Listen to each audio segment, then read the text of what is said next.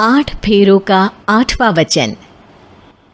स्वाति ने इसी साल शहर के कॉलेज से पढ़ाई पूरी की है और अब उसके लिए जगह जगह से रिश्ते आने लगे हैं। स्वाति से ज़्यादा उसके रिश्तेदारों को उसकी शादी की चिंता है, इसीलिए जो भी स्वाति के घर आता वो किसी नए लड़के की खबर ज़रूर ले आता। अरे दीदी, ये फोटो देख के बताओ कैसा है। राहुल नाम है लड़के का, मेरी सहेली की बहन का बेटा है। अपनी स्वाति के साथ एकदम प्यारी जोड़ी लगेगी इसकी। ज़रा दिखाना, फोटो तो बढ़िया लग रहा है। कोई गलत आदत वादत तो नहीं है ना इसे? और कमाता कितना है? अरे कोई गलत आदत नहीं है दीदी, आप कहो तो एक मीटिंग करवा देती हूँ, फिर सब कुछ फाइनल कर लेना। हाँ हाँ, ये सही कह रही हो तुम। संडे को स्वाति के पापा भी घर पे ही रहेंगे।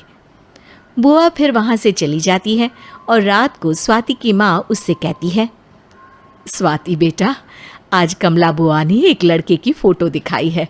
संडे को वो लोग मिलने आ रहे हैं, तैयार हो ना तुम बेटा? अरे मम्मी, आप कहाँ कमला बुआ के चक्कर में आ जाती हो? अभी इतनी जल्दी कोई शादी वादी नहीं करनी है मुझे। अरे बेटा, अच्छा लड़का है, बुआ जानती है उसे अच्छे से। हाँ स्वाति बेटा, एक बार मिल तो लो, बाद में देखेंगे आगे क्या करना है। वैसे तो कमला रिश्ता लाई है तो मना करने का तो कोई सवाल ही नहीं उठता।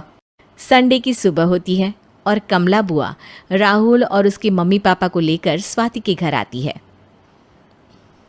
अरे आइए आइए भाभी, इसे अपना ही घर समझिए, इनसे मिलिए। ये मेरे भैया और ये मेरी भाभी हैं।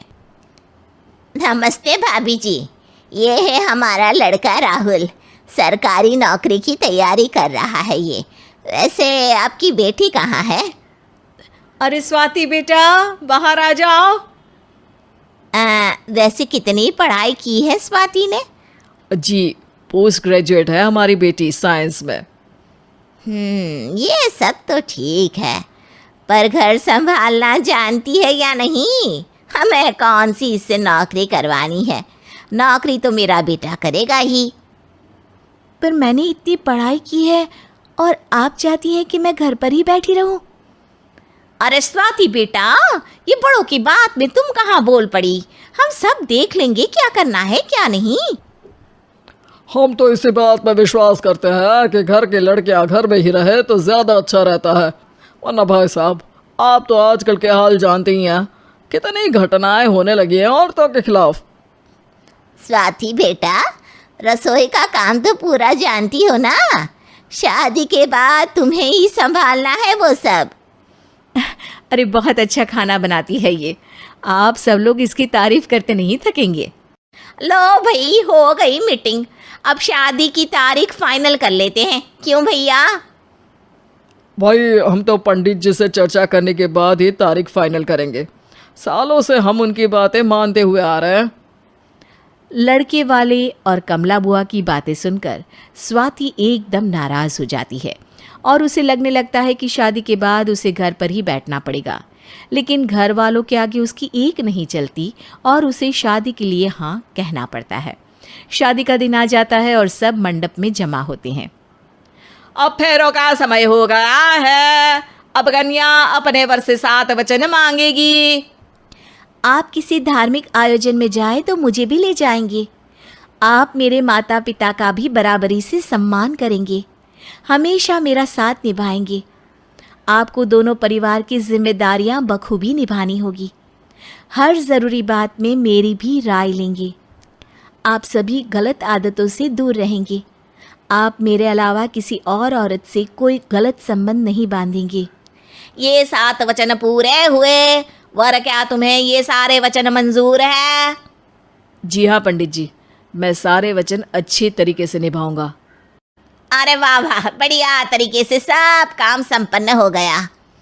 तो इसी के साथ विवाह संपन्न हुआ और आज से ये दोनों पति पत्नी हुए।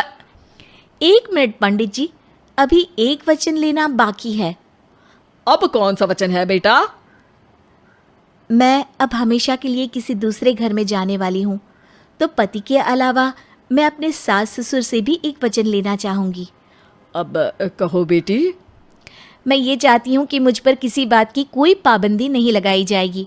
मुझे सब कुछ करने की आज़ादी होगी और मैं भी विश्वास दिलाती हूँ कि मैं एक अच्छी बहू बन के दिखाऊंगी। स्वाति की बात सुनकर उसके सास ससुर एकदम चौंक जाते हैं और कुछ बोल नहीं पाते कि उतने में कमला बुआ बोल पड़ती है। अरे बेटा, ये भी कोई कहने की बात है? रानी बन के रहोगी तुम तो। वचन देने से पहले सोच लीजिए, क्योंकि शास्त्रों में वचन ना निभाने वालों के लिए नरक से भी बदतर सजा लिखी है। स्वाति की चालाकी से वहाँ मौजूद सब लोग प्रभावित हो जाते हैं और लोगों में बदनामी ना हो जाए, इस कारण स्वाति के सास ससुर को उसे वचन देना पड़ता है। और कैसी अपशकुन वाली बातें कर रहे हैं आप पंडित जी? हमें मंजूर है बेटा तुम्हारी शर्त। स्वाति अपनी समझदारी से अपनी बात अपने ससुराल वालों से मनवा लेती है और खुशी खुशी राहुल से शादी कर लेती है। अब से हर शादी में मैं खुद 8 वचन दिलवाऊंगा। ओम मंगलम